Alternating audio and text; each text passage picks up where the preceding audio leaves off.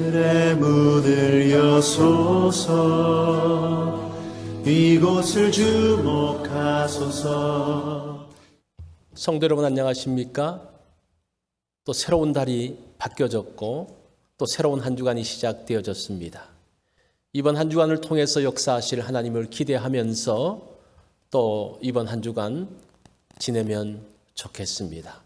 우리 월요일 가정 예배를 시작합니다. 다 같이 찬양합니다.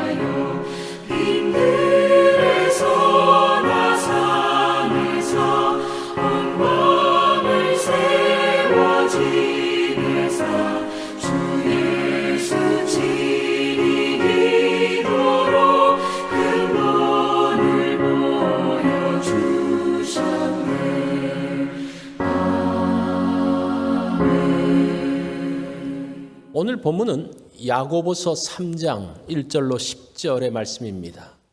우리 말씀 한 절씩 교독합니다. 내 형제들아, 너희는 선생된 우리가 더 큰 심판을 받을 줄 알고 선생이 많이 되지 말라. 우리가 다 실수가 많으니 만일 말에 실수가 없는 자라면 곧 온전한 사람이라. 능히 온몸도 굴레 씌우리라. 우리가 말들의 입에 재갈 물리는 것은 우리에게 순종하게 하려고 그 온몸을 제어하는 것이라. 또 배를 보라, 그렇게 크고 광풍에 밀려가는 것들을 지극히 작은 키로서 사공의 뜻대로 운행하나니 이와 같이 혀도 작은 지체로 돼 큰 것을 자랑하도다. 보라, 얼마나 작은 불이 얼마나 많은 나무를 태우는가. 혀는 곧 불이요 불의의 세계라. 혀는 우리 주체 중에서 온몸을 더럽히고 삶의 수레바퀴를 불사르나니 그 사르는 것이 지옥불에서 나느니라. 여러 종류의 짐승과 새와 벌레와 바다의 생물은 다 사람이 길들일 수 있고 길들여 왔거니와 혀는 능히 길들일 사람이 없나니 쉬지 아니하는 악이요 죽이는 독이 가득한 것이라. 이것으로 우리가 주 아버지를 찬송하고 또 이것으로 하나님의 형상대로 지음을 받은 사람을 저주하나니 한 입에서 찬송과 저주가 나오는도다.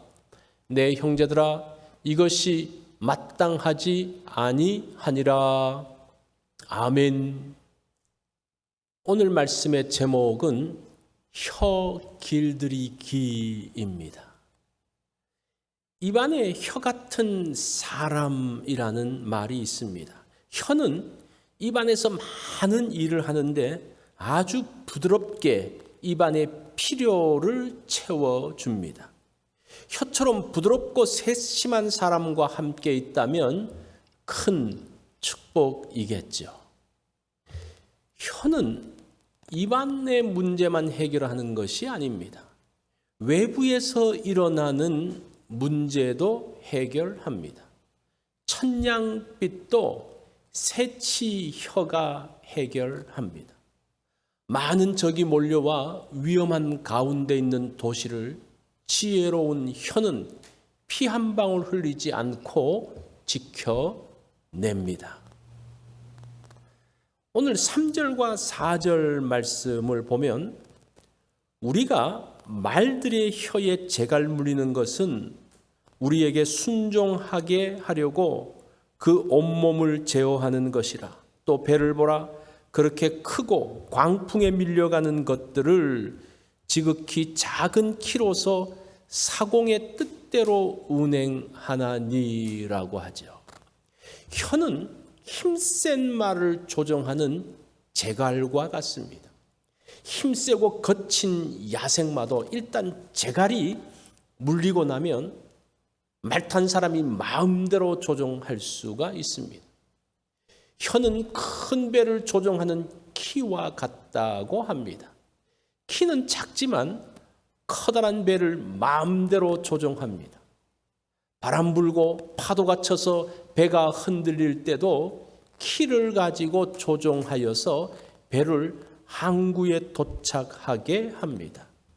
작지만 강력한 힘을 가진 혀를 이런 것들로 묘사하고 있습니다.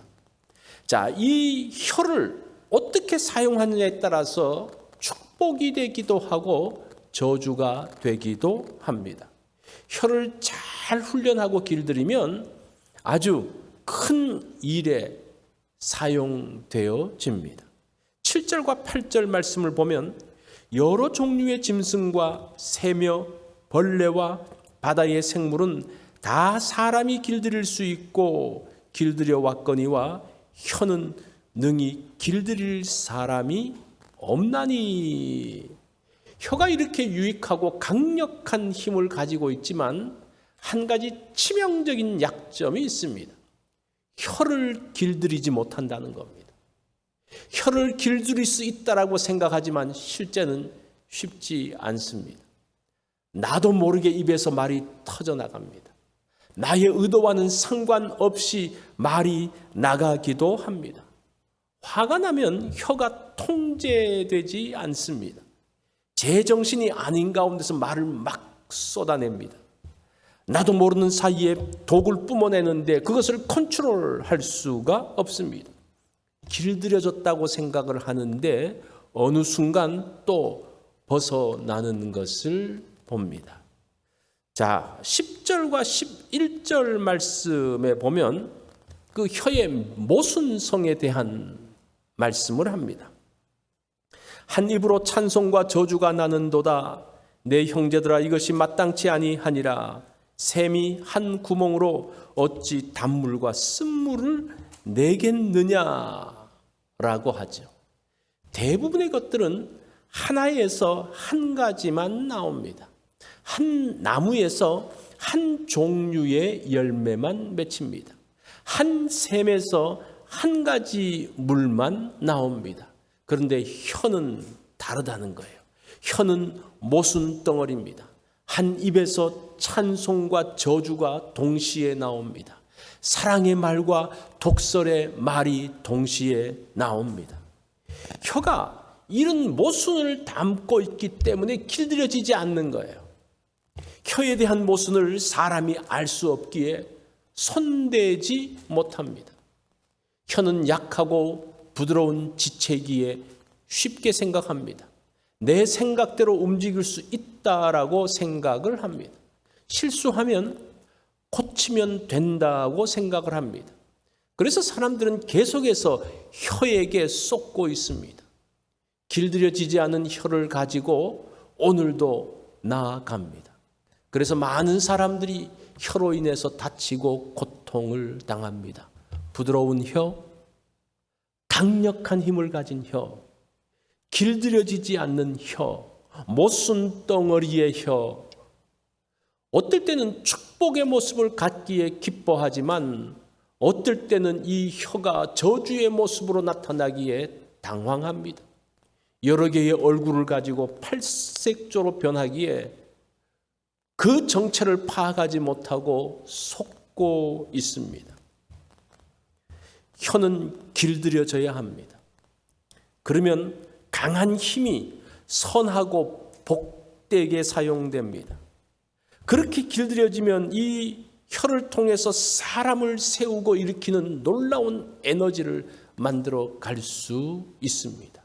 자, 이 혀의 문제가 어디에 있습니까? 마음의 문제라는 겁니다.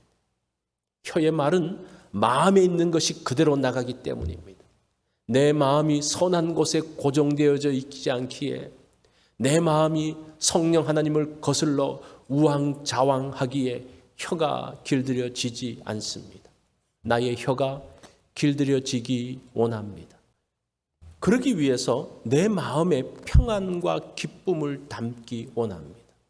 마음에 담긴 평화, 기쁨이 혀를 통해서 전달되어지기를 원합니다. 오늘 말씀의 적용입니다. 혀는 힘이 있지만 길들여지지 않습니다. 혀를 어떻게 길들이냐가 문제입니다. 방법은 혀에 있지 않고 마음에 있죠. 마음에 있는 것이 나가기 때문입니다. 오늘 내 마음에 복된 것을 채우기 원합니다. 월요일 기도 제목입니다. 가정과 자녀를 위해서 기도하는 날입니다. 목회자를 위해서 기도해 주시고 교회 리더들을 위해서 기도해 주시기 바랍니다.